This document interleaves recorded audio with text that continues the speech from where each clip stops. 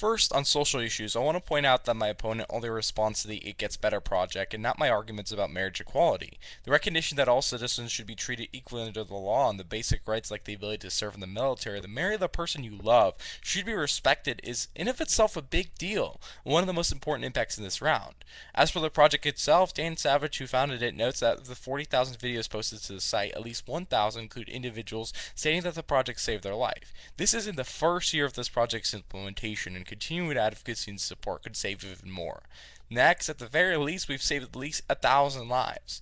Furthermore, you only argue that the Democratic policies might be ineffective, but you never argue that this advocacy does any harm, which means this is not a reason to vote against me. It's only at best a less reason to vote for me.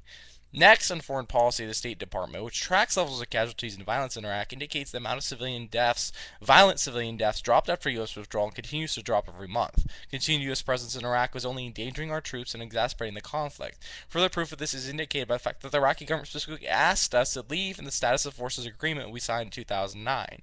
The U.S. continues to work with Iraqis and train their forces through private contractors and other civilian channels, which allows us to strengthen their government without alienating their people. Much of the same goes for Afghanistan. The reason Gallup reports that 60% of Americans want us to withdraw from Afghanistan is simply because our mission is failing.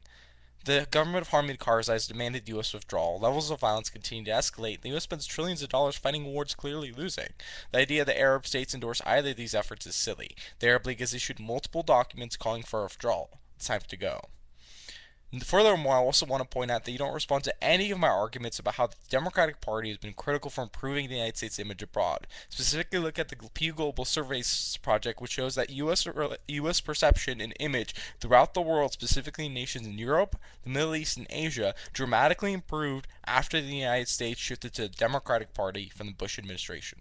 Next, on the economy, I think what I said was clear enough. And even if it wasn't, the rest of my case still outweighs. Let's talk about the part you highlighted, cutting spending in a recession. The Democratic Party understands that in order to stimulate the economy, you cannot cut spending in a recession. The IMF conducted a study showing that reductions in spending in times of recession triggered worse economic results in the UK, France, and Italy. Larry Summers recently released a paper pointing out that deficit spending was key to U.S. economic growth, and Christina Romer has issued a paper specifically saying that U.S. austerity projects, such as offered by Republicans as Mitt Romney and other members of the GOP, would cause an economic collapse.